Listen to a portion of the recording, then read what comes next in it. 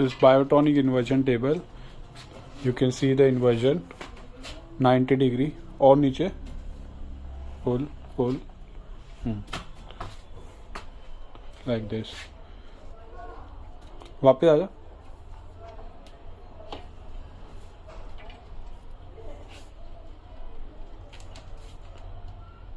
You can give the inversion lesser than 90% by using this rod.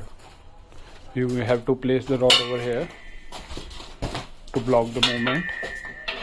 If you are blocking the movement over here, the inversion will go to करियो.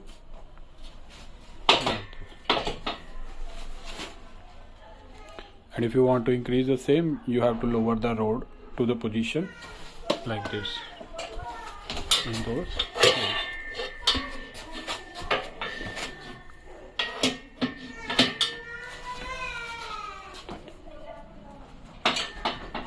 Like that.